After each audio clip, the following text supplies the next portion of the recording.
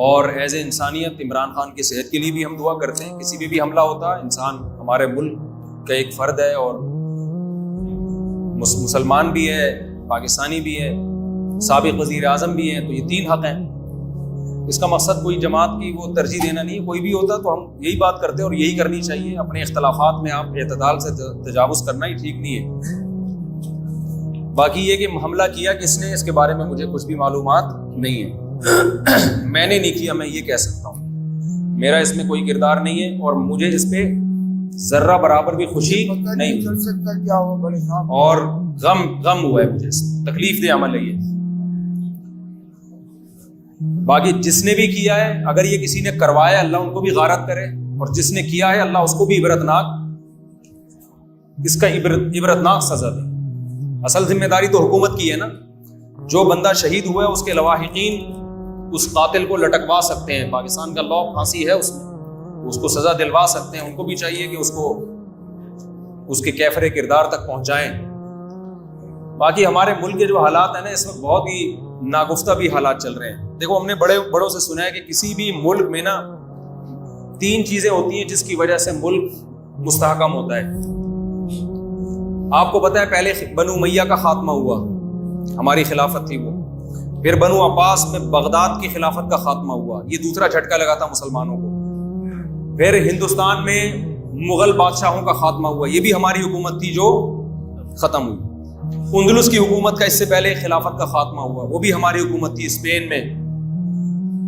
اس کے بعد پھر خلافت عثمانیہ کا خاتمہ ہوا. تو یہ ہم بہت سارے دھچکوں سے گزر چکے ہیں. ان تمام دھچکوں میں جو قدر مشترک تھی نا، 3 چیزوں میں سے جب کوئی چیز کمزور ہوتی ہے تو وہ ملک بالآخر فنا ہونے کی طرف جاتا ہے. کسی بھی ریاست میں 3 چیزیں ہونا ضروری ہے. ان 3 چیزوں میں اگر دراڑ آنا شروع ہو جائے نا تو ریاست کا وجود ختم ہونا شروع ہو جاتا ہے. اور یہ بھی سمجھ لو کہ ہمیشہ سے مسلمان اس خوش فہمی میں رہے. جب بنو امیہ کی خلافت تھی مسلمان اس خوش فہمی میں تھے کہ یہ کبھی بھی ختم نہیں ہو سکتی، وہ ہو گئی ختم. اندلس میں مسلمان اتنی پاور میں تھے، ان کا خیال یہ تھا ہم کبھی بھی ختم نہیں ہو سکتے. غلطیاں کی، ہو گئے ختم.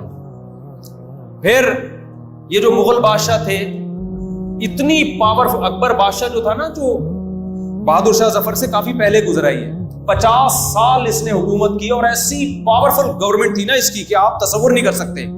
اسی وقت سے وہ زوال کا شکار ہونا شروع ہو گئی تھی. اور وہ مسٹیک کی عوام کرتی ہے، یاد رکھو. میں ایک آپ سے بات بتاؤں کہ حکمرانوں کی بھی مسٹیک ہوتی ہے، اتنی نہیں جتنی عوام کی ہوتی ہے. اس میں حکمران کی غلطی یہ ہوتی ہے کہ وہ اس کو صحیح گائیڈ نہیں کر رہے ہوتے عوام کو. اتنی پاورفل ہندوستان میں مسلمانوں کی 1000 سال کے قریب حکومت چلی ہے، جس میں بنگلہ دیش، پاکستان، برما اور انڈیا تو پورا ہی تھا. اس کے علاوہ بھی اڑوس پڑوس کے علاقوں پر بھی چودراہٹ ہماری تھی، سری لنکا میں، اور اس کے علاوہ جو قریب کے ممالک ہیں. کوئی تصور نہیں کر سکتا کہ اس حکومت کا خاتمہ ہو سکتا ہے، لیکن تھوڑے سے گوروں نے آ کے ختم کر دی. بہت مینورٹی میں تھے وہ.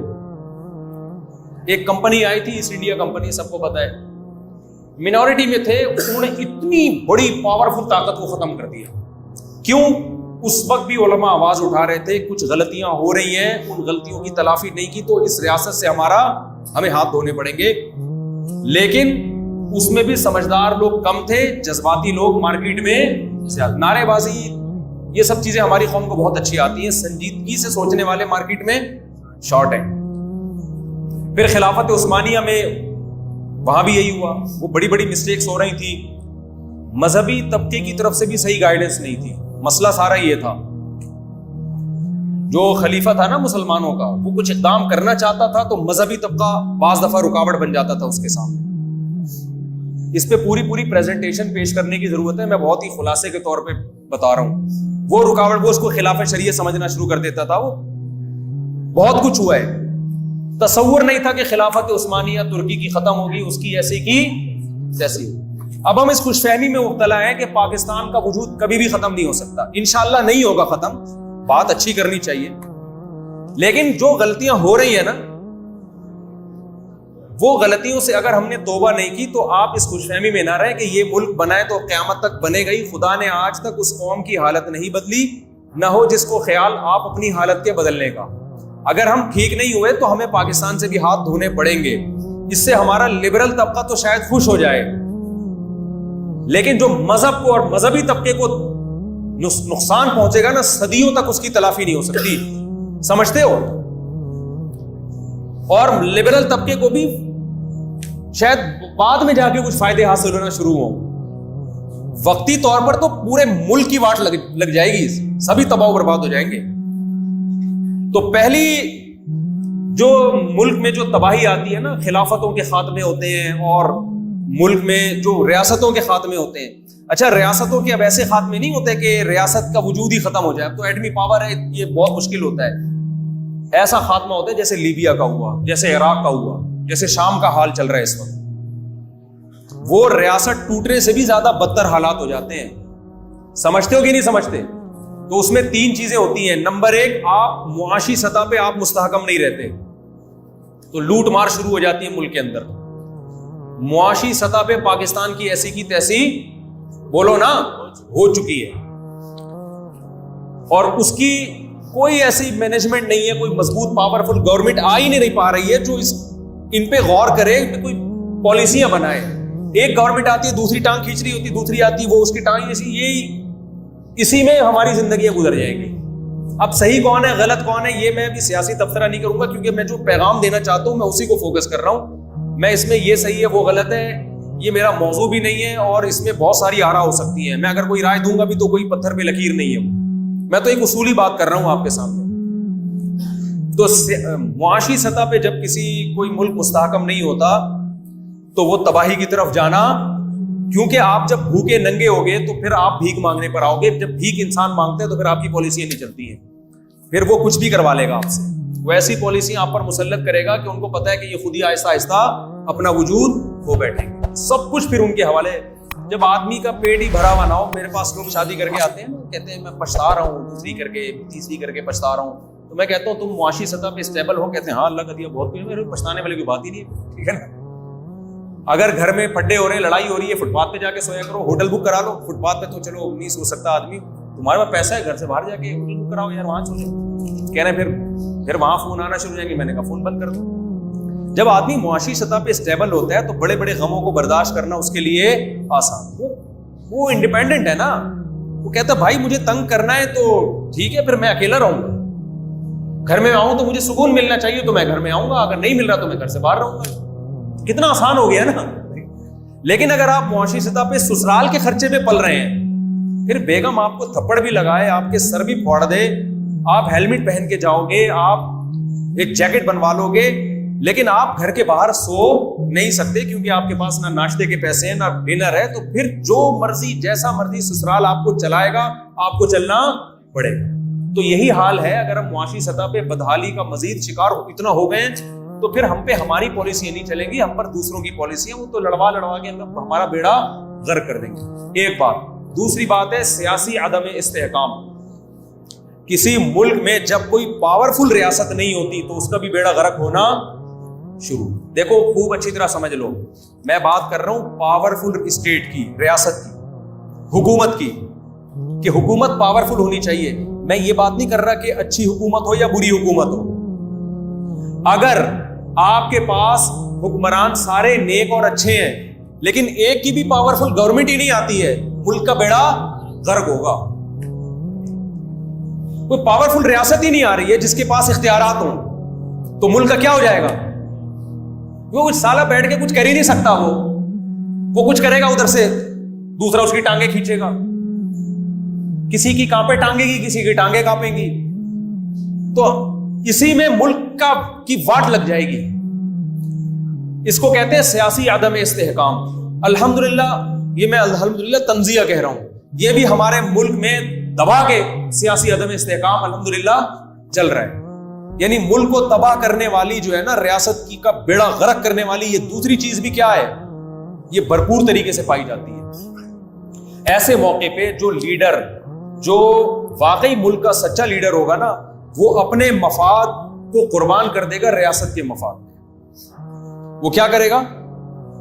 کیا ریاست کو بچاؤ، اپنا مفاد کیا کرو، چاہے وہ کسی بھی جماعت میں ہو.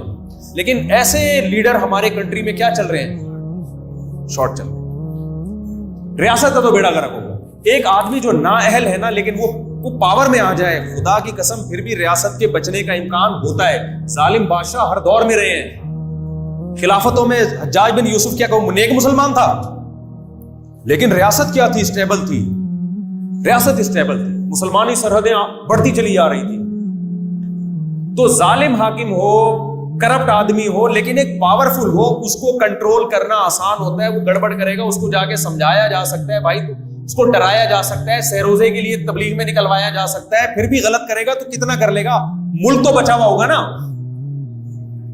تبھی نبی صلی اللہ علیہ وسلم نے فرمایا کوئی ظالم مسلط ہو جائے نا، بخاری کی حدیث ہے، اگر ہو گیا اور پاور میں آ گیا، حاکم بن گیا، اس کی اطاعت کرو، اس کے خلاف بغاوت مت کرو۔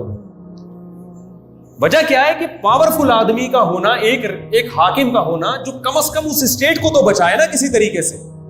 بھائی وہ کرپشن کرے گا، ظلم کرے گا، اسٹیٹ کے اندر ہی کرے گا نا۔